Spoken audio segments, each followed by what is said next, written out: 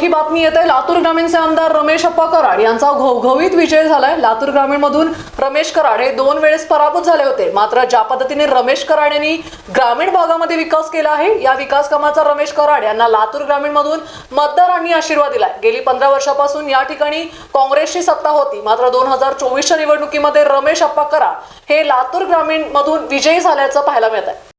नमस्कार, स्टार महाराष्ट्रमध्ये आपल्या सर्वांचं स्वागत आहे। आता आपण स्टार महाराष्ट्रावर ही आत्ताची सर्वात मोठी बातमी बघतोय।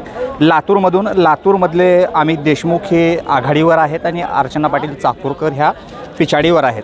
आणि लातूर ग्रामीणमधून जर पाहायला गेलं तर धीरज देशमुख हे पिछाडीवर आहेत आणि रमेश कराड हे आघाडीवर आहेत। या ठिकाणी रमेश अप्पा कराड यांच्या कार्यकर्त्याचा आपण या ठिकाणी जल्लोष पाहतोय। कशा प्रकारचा या ठिकाणी कार्यकर्ते जल्लोष करतायत आपण पाहतोय। आपण काही कार्यकर्त्याशी आपण संवाद साधणार आहोत। आज लातूर ग्रामीणमधून रमेश अप्पा कराड यांना या ठिकाणी लीड मिळालेली आहे। सर, काय सांगाल की रमेश अप्पा कराड यावेळेस विजयी होतील? ते गरिबांचे नेते म्हणून विजय होणार आहेत। माईक सोडा की। ते गरिबांचे नेते म्हणून विजय होणार आहेत 100%।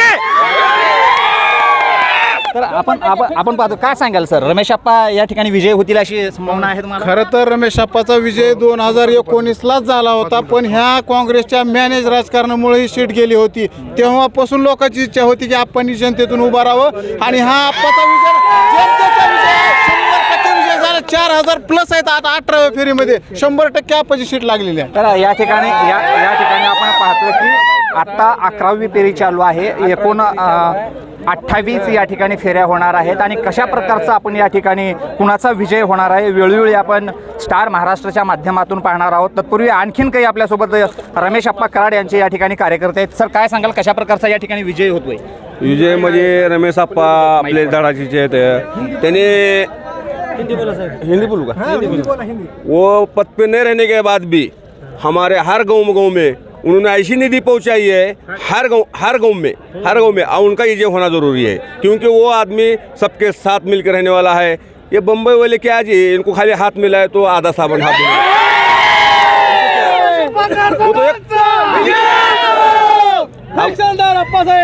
अब उन्होंने कैसा है, यहाँ पे आते घूमने के हिसाब से आते हो, कैसा अपन टोर जाते ना वैसा घूमने को उनके गाँव को आते। तो उनको कोई को घूमने वाला उनको वहीं भेजने का, हमारे अप्पा को आगे लाने का।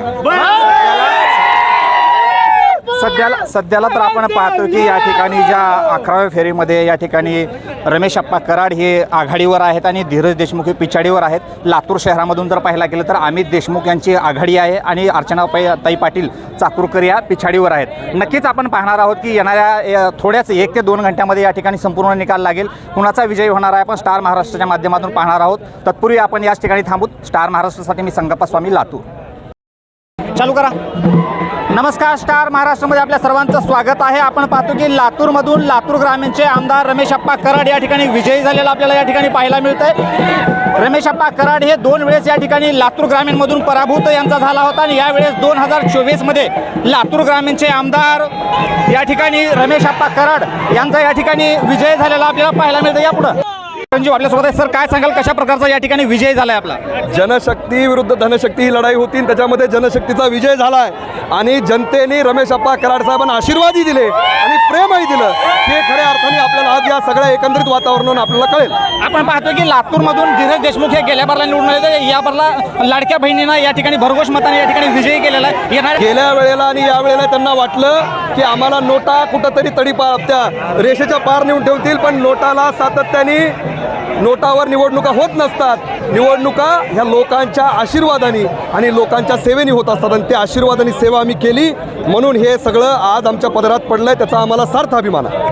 आपण पाहतो की लातूर ग्रामीणचे आमदार रमेश अप्पा कराड यांचा या ठिकाणी या ठिकाणी बहुमताने या ठिकाणी विजयी झालेले आहेत आणि गेल्या टर्मचे जे 2019चे उमेदवार होते धीरज देशमुख यांचा या ठिकाणी पराभव झालेला या ठिकाणी दिसतोय।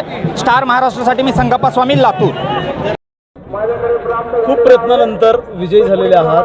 काँग्रेसची जी काही गडी आहे किंवा जो काही इथे बालेकिल्ला होता तो त्याला तुम्ही सुरुंग लावलेला आहे।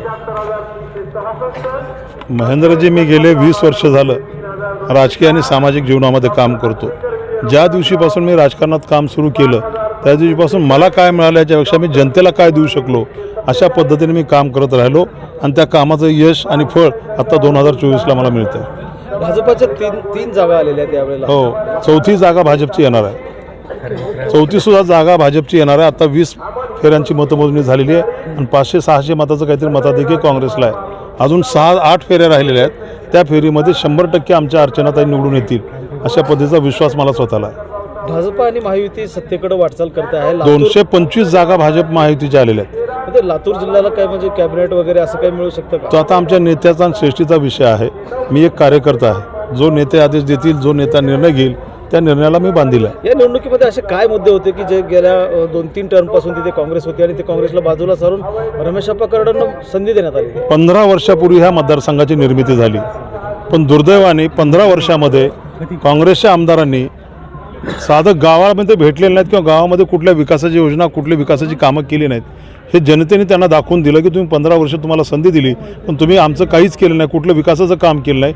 उलट गाव त्यांच्या पुढाऱ्यांच्या माध्यमातून गोरगरीब जनतेची जी अडवणूक आणि पिळवणूक झाली त्याचा उद्रेक ह्या 2024मध्ये झालेला आहे. संगप्पा स्वामी, स्टार महाराष्ट्र न्यूज, लातूर.